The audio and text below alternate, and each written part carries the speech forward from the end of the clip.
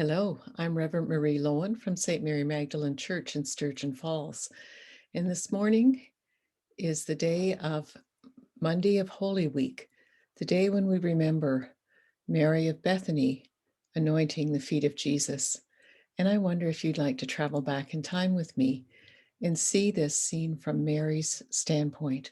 She begins at the hill of the crucifixion and then remembers that special night in her life. Here is Mary's voice. Jesus' body is lifeless now, battered and blood-stained.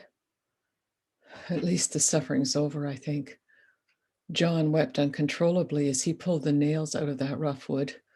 The soldiers tried to stop him, but he ignored them. He couldn't bear for the hands that had pounded the spikes through the flesh to touch his friend again. And the centurion, the one who'd won his cloak, defended John. It was odd. He seemed to be in awe, even calling Jesus the Son of God. Mother Mary was there, and Mary of Magdala as well. We three Marys. Mary means bitter. And bitter, we'd been named, and now we knew why. The horror of the crucifixion. The bitterness of that horror tasted like poison on the tongue. Now Mother Mary weeps and washes his mutilated face with her tears and wipes it dry with the edge of her robe. She cradles him, rocking back and forth and humming as if he's a babe in her arms again, as if she could soothe him. Mary of Magdala, she can't even look at him. Her keening rings in my ears. Me, I'm kneeling at his feet. The sharp rocks slice into my knees, and the physical pain is welcome. It mirrors the pain of my heart. I remove my head covering and unbind my hair. I wipe his feet with my dark curls, feet bloody and battered from the beatings and the long stony road to the hill of death, the garbage dump where the fires are never quenched, and the fresh wounds, those cruel wounds on his feet. I wash them with my tears. I have washed these feet once before, and the memory of that night rushes back, overwhelming me. And for a moment, I shelter in those memories. I can see myself. I'm rushing to put on a clean robe. Martha and I have been working all day, scouring the kitchen garden for the best of our produce, me shopping in the market for the freshest vegetables, while Mary kneaded loaf after loaf of bread. Jesus is coming and all his friends with him, and they do love to eat, those men. Joy, pure joy. I can hear Lazarus scurrying about, preparing the eating room with its low table and reclining couches. Oh, to see him well and strong, to have him back from the dead. I still get chills down my spine when I see him. How can we ever thank Jesus? This small celebration seems so inadequate. The jar is there on the shelf in my room.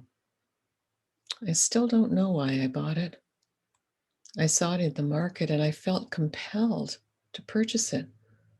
And not just to buy it, but to buy it now. There was an urgency that puzzled me.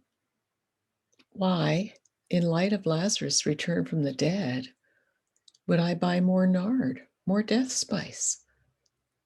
Am I afraid he will die again? No, that's not it. Yet I knew I had to buy it, and that it had to be the best. It was so costly. It took a whole year's wages for a laborer, pretty much my entire dowry. I hold the jar for a moment, and the alabaster is cool and smooth in my hands. It's a work of art in itself, crafted by a master for sure. There's not a single flaw in its beauty. I slip the lid open a little, and the fragrance fills my room. But suddenly I feel hot tears on my cheeks. Why am I weeping? I don't know. But enough. Enough. There's much to be done, and Martha needs help. She doesn't fuss about it like she used to. She's grown accustomed to the times when I get lost in deep thought, and now she just smiles gently, quiets her bustling. I am thankful for that. And it's easier to help her now. I can do it with joy in the serving instead of resentment. Yet another gift that Jesus has given us. I can hear them coming now, singing psalms as they approach. Carefully, I place the jar on the shelf and then run to meet them. The dinner is a great success. And it's getting dark now. The oil lamps give off their gentle fragrance. The smell of fresh bread and fine roasted lamb and rosemary still fill the air. It seems like everyone's talking at once. I can make out at least 3 conversations as I get their plates and begin to tidy up. Some of them are talking about a cursed fig tree. The others are excited about Jesus driving money changers out of the temple. Now that one may really get him in trouble. The cacophony of voices makes me smile. Lazarus looks a little uncomfortable, though. Everyone reclining close to him wants to know what it is like to be dead.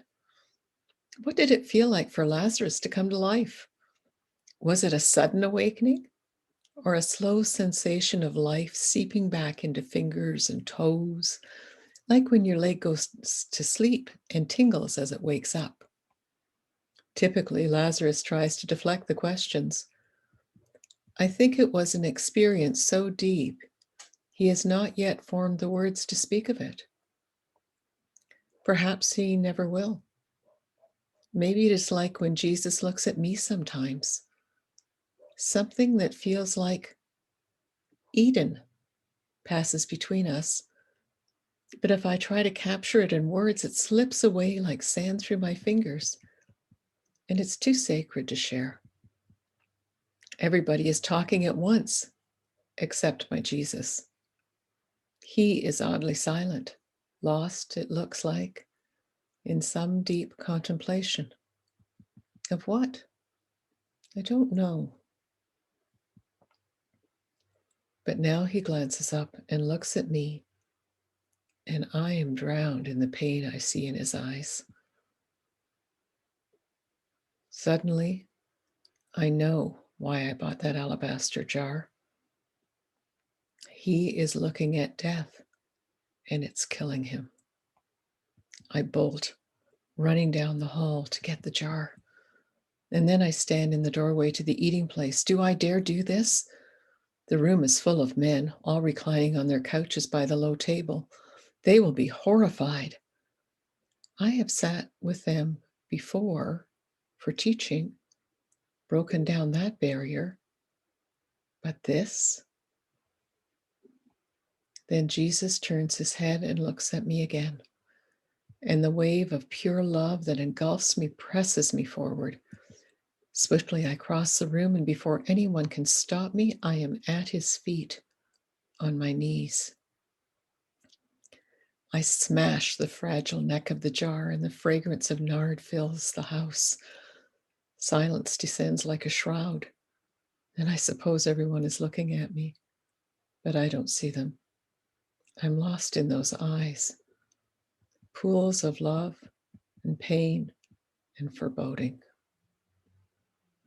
I take the calloused feet in one hand, and with the other, I pour out the spiced ointment, all of it, emptying the jar. It runs over his feet and spills on the fine cushions beneath them and down onto the stone floor. There is enough here to anoint a whole body, but no matter. I pour it all out.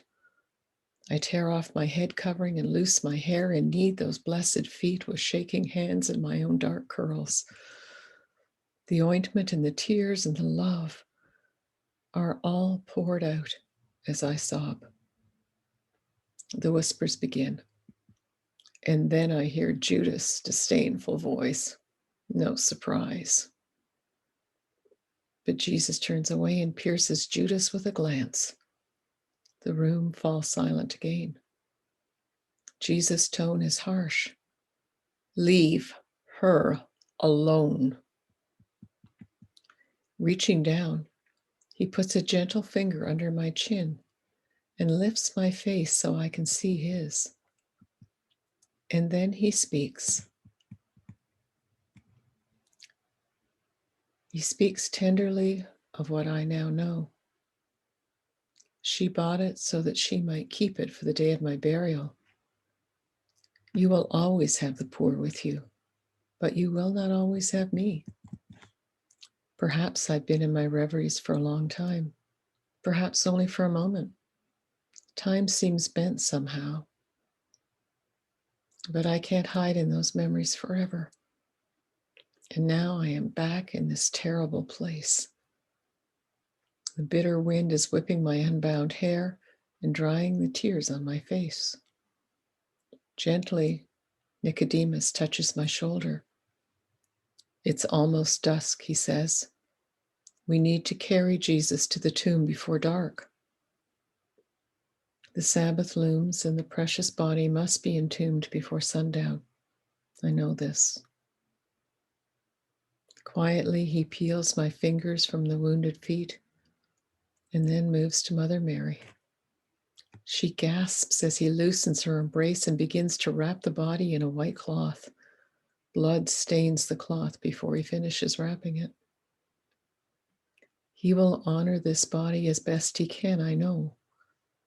But there is no time to cleanse Jesus or anoint his lifeless figure before the Sabbath. The final indignity. To be tombed, but not prepared.